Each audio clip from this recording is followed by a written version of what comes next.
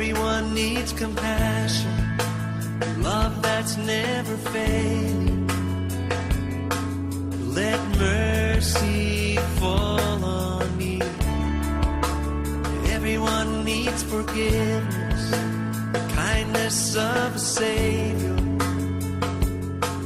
the hope of nations.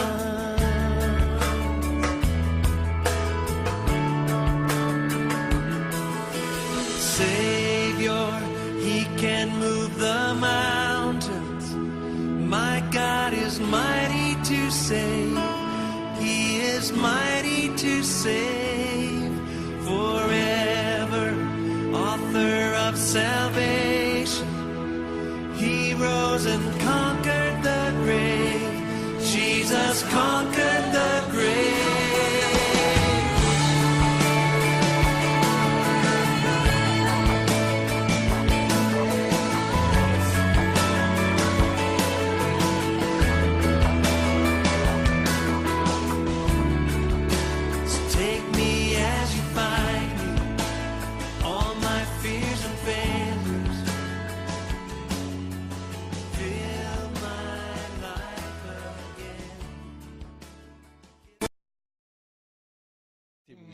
Je vais vous expliquer une chose. Le concept de Dieu dans le Coran n'est pas pareil avec la Bible. Bon, tout de suite quelques points essentiels. Le Coran nous montre un Dieu qu'on appelle un Dieu unitaire. Il est un, comme ça. Voilà. Mais la Bible nous donne un Dieu trinitaire. Le Père, le Fils et le Saint-Esprit font un Dieu. À ce niveau-là, je vais éclaircir les choses. Pourquoi le Coran a un Dieu unitaire et que la Bible nous présente un Dieu trinitaire? Pourquoi le Dieu trinitaire? Parce que le Dieu de la Bible, le Dieu qui est dans la Bible, a cherché à venir sur terre.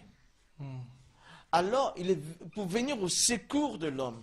Alors, qu'est-ce qu'il s'est fait? Il est le Père, le Fils et le Saint-Esprit. Donc, il fait descendre sa parole.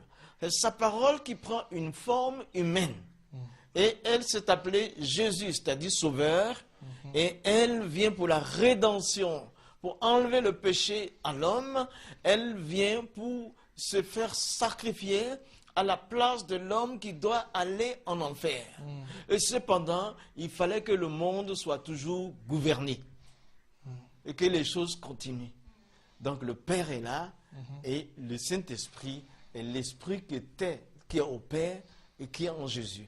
Donc, c'est normal que si Dieu doit venir en forme humaine sur la terre, il faut qu'il soit en trois éléments.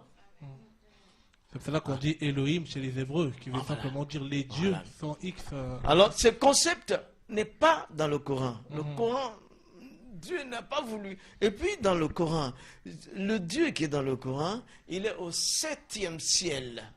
7e ciel, dans le Coran, il y a 7 cieux. Il est au 7e ciel et la Bible nous parle de 3 cieux. Bon, ensuite, le Dieu qui est dans le Coran, il dit quoi? Kul, dites, Huwa Allah, Allah, Ahadun, Allah est un. Lam yalid wa lam yulad wa lam yakun lahu kufuwan ahadun. Allah qui est un n'a pas d'enfant et n'a pas été enfanté. Ça, c'est le Dieu du Coran. Maintenant, quand vous prenez, ça c'est le 112e sourate, quand vous prenez la Bible, Matthieu 3, versets 16 et 17, il dit quoi? Quand Jésus sort des eaux du baptême, le Saint-Esprit prend une forme corporelle de colombe et vient sur lui. Là, on a le Fils et le Saint-Esprit, là, imagé. Et le Père déclare dans les cieux que celui-ci est mon Fils, bien-aimé, en qui j'ai mis toute mon affection. On va dire alors que le Dieu de la Bible a un Fils et que le Dieu du Coran n'a pas de fils. On ne peut pas, le concept n'est pas le même. Et le Dieu de la Bible dit, je te sauve par la grâce. Il dit, c'est par la grâce que vous êtes sauvés, par le moyen de la foi, c'est le don de Dieu, ce n'est point par les œuvres, afin que personne ne se glorifie. Éphésiens 2, 8, 9. Alors, il dit, c'est par la grâce que je sauve. Cependant, le Dieu du Coran dit,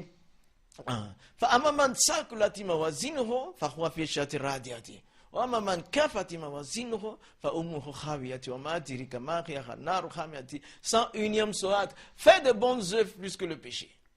Tu vois? Le Dieu du Coran dit de faire les œuvres, Et celui de la Bible dit non, les œuvres ne peuvent pas Ne sauvent t'amener pas. au ciel. Amen. Et le Dieu du Coran dit Jésus n'est pas crucifié. Celui de la Bible dit Jésus est crucifié et ressuscité pour le salut. Alors le concept de Dieu n'est pas le même.